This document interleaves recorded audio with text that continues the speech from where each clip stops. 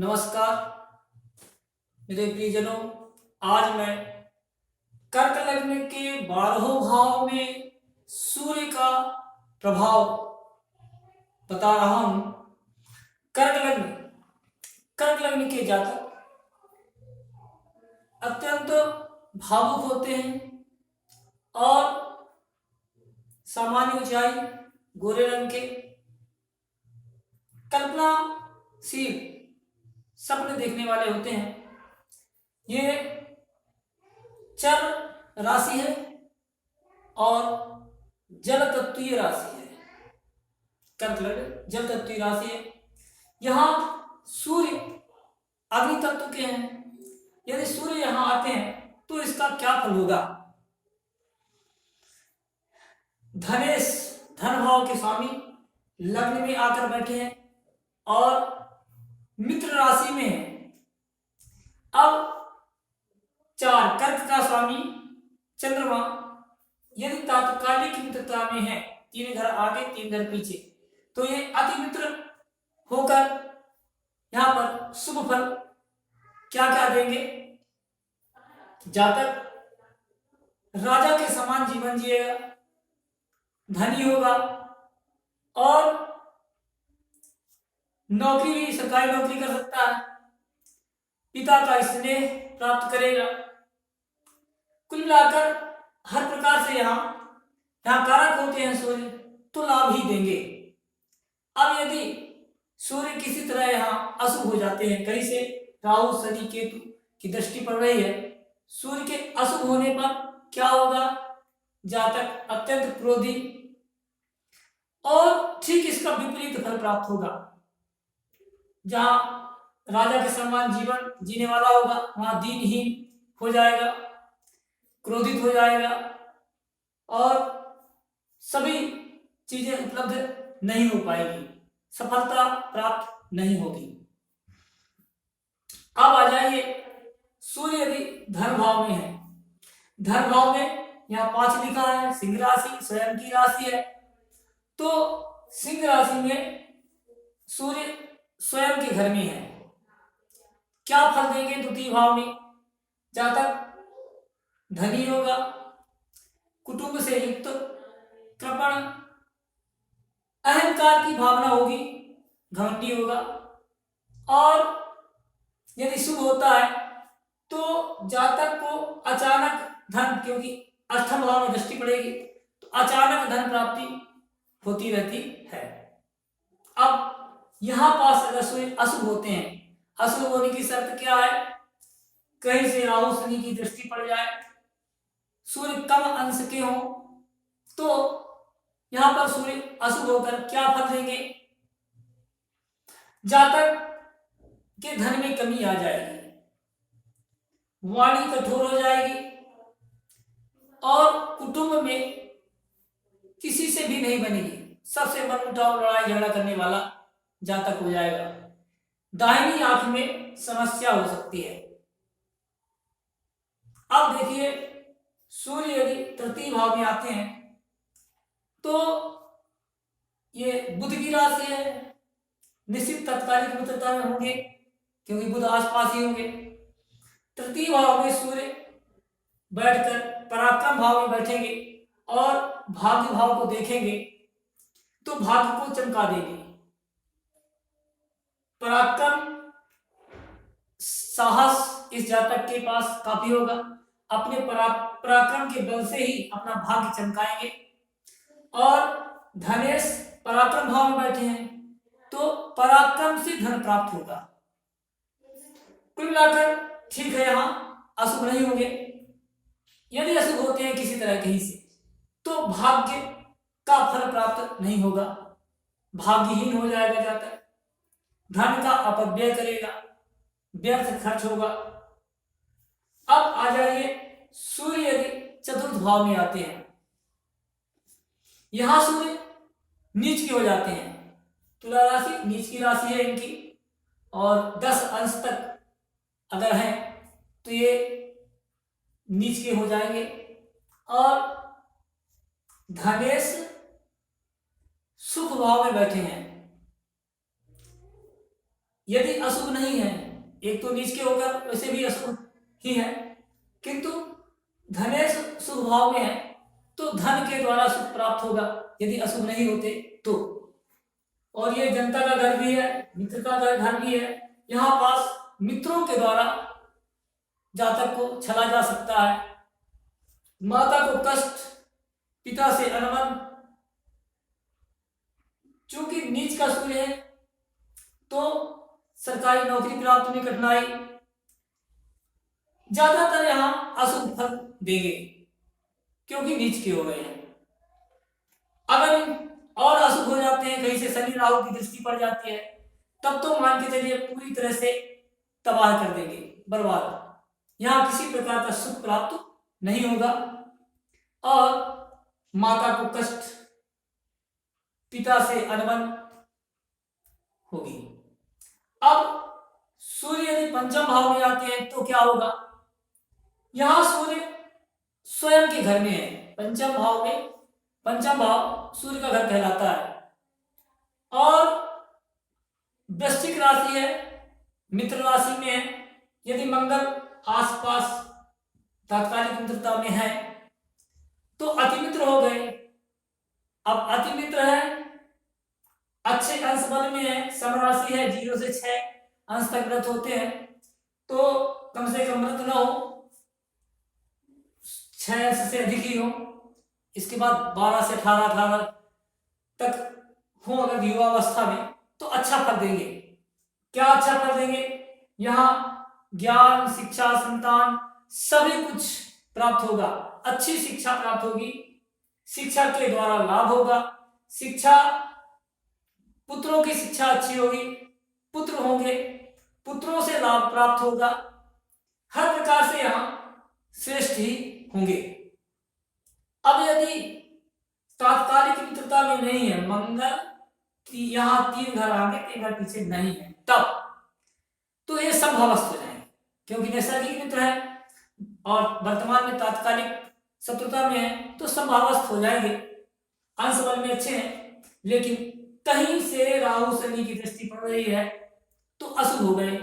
अशुभ होने में ठीक इसका विपरीत फल, शिक्षा में कमी, ज्ञान, बुद्धि में कमी, पुत्र विलंब से हो या ना हो, विवाह देर से हो, पिता का व्यापार में नुकसान हो, धन का अपव्यय हो, कुटुंब वाणी कठोर हो, इस प्रकार का यदि सूर्य अशुभ हो तो नुकसान हो सकता है। यहां पर कर्क लग्न में सर्वाधिक राजयोग कारक ग्रह मंगल है और मंगल की राशि में सूर्य बैठे हैं। सूर्य की आराधना करें या सूर्य का रत्न भी धारण कर सकते हैं, लाभ होगा। सूर्य की आराधना करें, सूर्य को जल दें और आदित्य हृदय स्तोत्र का पाठ पढ़ें। अब आ जाइए छठे भाव में। यदि सूर्य छठे भाव में आते हैं तो ये गुरु की राशि है, नैसर्गिक मित्र है। यदि तात्कालिक मित्रता में है गुरु, तात्कालिक मित्रता में है और नैसर्गिक मित्र है तो अति मित्र हो गए। अति मित्र होकर सूर्य यहाँ क्या फल देंगे? शुभ अवस्था में है तो चूंकि ये छठा भाव है, रोग रिपूर्ण का भाव है, धनेश छठे भाव में आएंगे तो जातक कृपण होगा, कंजूस होगा और शत्रु के द्वारा धन प्राप्त करेगा, शत्रु हत्या होगा, शत्रु के द्वारा इसे लाभ होगा और किसी प्रकार का रोग नहीं होगा, ऋणों से मुक्त होगा यदि शुभ होते हैं तो।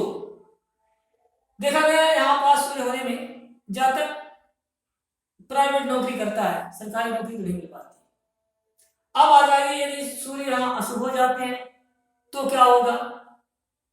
धन का व्यर्थ में खर्च होगा, कोर्ट कचहरी के मामलों में खराब रास्ते में धन का खर्च होगा, आत्मविश्वास में कमी होगी, रोगों की अधिकता होगी और ऋण से जातक घिर जाएगा, ऋण अधिक हो जाएगा। अब आ जाइए सूर्य यदि सप्तम भाव में है यहां पर सूर्य नुकसानदेह है, क्योंकि ये मकर राशि में है, नैसर्गिक शत्रु है। और अगर तात्कालिक शत्रु तात्कालिक मित्रता में नहीं है, 3 घर आगे शनि नहीं है या 3 घर पीछे शनि नहीं है, तो तात्कालिक शत्रु हो गए। अब यहाँ अति शत्रु हो जाएंगे।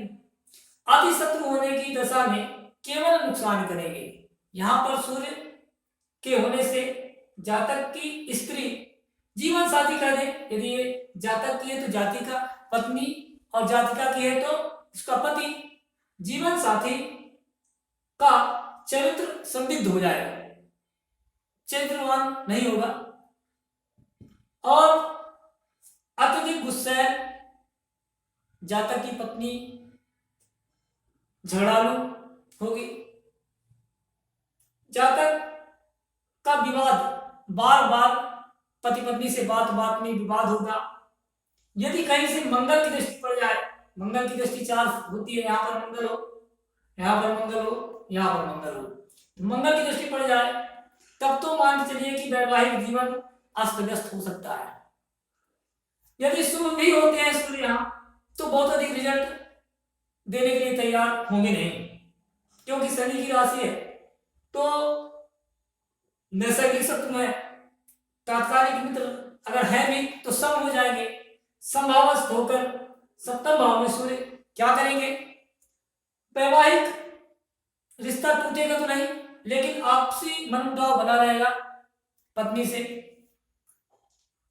यहां पर एक बात, अगर जातक की कुंडली है तो जातिका रविवार का व्रत रहे, और अगर जातिका स्त्री की कुंडली है तो उसका पति रविवार का व्रत रहे, तो सूर्य में कुछ सुविधा आ सकती है। अब आ जाइए, यदि अष्टम भाव में सूर्य है, अष्टम भाव में सूर्य है, धनेश अष्टम भाव में आ रहे हैं, और शत्रु राशि में है, तात्कालिक मित्रता में है, तो जातक को भूमिगत द्रव्य प्राप्त होगा, जातक धनी होगा, बड़े कुटुंब में जन्म लिया होगा, कुटुंब से युक्त होगा, और शुभ होने पर जातक को अनेक प्रकार के लाभ प्राप्त होंगे। किंतु यहां अगर अशुभ होते हैं तो जातक अपना धन गंवा देगा। यहां की दृष्टि यहां पड़ेगी तो धन खराब रास्ते में गंवा देगा। वाणी कठोर, जातक का अपने परिवार में किसी से भी नहीं बनेगी, बैर आपसी मनमुटाव बना रहेगा, और अनेक प्रकार के रोग हो सकते हैं। त्वचा रोग, दाहिनी आंख हो सकता है खराब हो या खराब हो जाए, ऐसा सूर्य के अशुभ होने पर होगा। अब आ जाइए, सूर्य 9वें भाव में होते हैं, तो 9वें भाव में सूर्य कारक होते हैं और मित्र राशि में है। यहां मीन राशि के स्वामी गुरु अगर तात्कालिक मित्रता में है तो अति मित्र हो गए, कारक भी है, अत्यंत शुभ। यहां पर जातक अत्यंत भाग्यशाली होगा। पिता के कार्य को यदि करे तो अत्यंत अतिश्रेष्ठ बहुत उन्नति होगी, पिता के कार्य को बढ़ाए, पिता से प्रेम होगा, भाग्य चमकता रहेगा, धन प्राप्त होता रहेगा। कुल मिलाकर यहां सूर्य अच्छा ही फल देंगे। अब यदि तात्कालिक मित्रता में नहीं है तो सूर्य यहां संभावस्थ हो जाएंगे। संभावस्थ है और अंश बल में मजबूत है तो भी अच्छा फल देंगे। केवल सूर्य कहीं से राहु शनि केतु की दृष्टि ना पड़े तो सूर्य यहां अशुभ फल देंगे नहीं। यदि अशुभ होते हैं तो क्या होगा, भाग्य भाव में भाग्य का नुकसान, भाग्य की चीजें प्राप्त नहीं होगी, भाग्य का साथ प्राप्त नहीं होगा। धर्म के प्रति अनास्था, धर्म से हट जाएगा जाता है, और पिता से स्नेह प्राप्त करना होगा। बस यही अशुभ फल दे सकते हैं। यहां भी हम अगर यहां सूर्य है तो सूर्य की आराधना कर इनकी शुभता प्राप्त कर सकते हैं। अब आ जाइए दसम भाव में, दसम भाव में सूर्य मेष राशि में है, मतलब उच्च के हैं। अब यहां सूर्य उच्च के हो गए, यहां सूर्य दिशा दिग्बली होते हैं, तो दिग्बली भी हो गए। अब यहां पर सूर्य शुभ हो गए, क्योंकि दिग्बली भी है, यहाँ कारक होते हैं और उच्च के भी हैं, 10 अंश तक परमोच्च हो गए। तो यहां पर सूर्य के होने से जातक सरकारी नौकरी पाएगा, और मैं तो कहता हूं प्रशासनिक पद, बड़े पद में जाएगा। अगर राजनीति करे तो राजनीति में सफलता प्राप्त होगी। सभी प्रकार के शुभ, यदि यहां सूर्य उच्च का है, अच्छे अंश बनता है और मंगल से तात्कालिक मित्रता में है, तो जातक के कुंडली में सभी ग्रह खराब हो, अकेला सूर्य अच्छा है, तो जातक को सब कुछ प्राप्त हो जाएगा। संपूर्ण भौतिक सुख सुविधाएं, नौकरी चाकरी, नौकर चाकर, बंगला गाड़ी, सब कुछ प्राप्त हो सकता है सूर्य के यहां रहने पर। अशुभ उच्च के हैं तो अशुभ होंगे नहीं, कहीं ना कहीं से अगर राहु शनि मंगल की दृष्टि पड़ रही है, सूर्य अशुभ हो रहे हैं, तो भी अपनी अशुभता वो इतना अधिक देंगे नहीं। अगर अशुभ होते भी हैं तो फिर दिक्कत हो जाएगी सरकारी नौकरी मिलने में, जहां राजनीति में सफलता ना मिले, पिता से अनबन हो जाए, और यहाँ पर सूर्य अंश बल में भी कमजोर होगा अगर उच्च के हैं 10 अंश तक, तो यहां पर हम सूर्य की आराधना करें। कुछ अशुभता होगी अगर तो अशुभ हो जाएंगे, अशुभ फल यहां पर मिलेगा नहीं।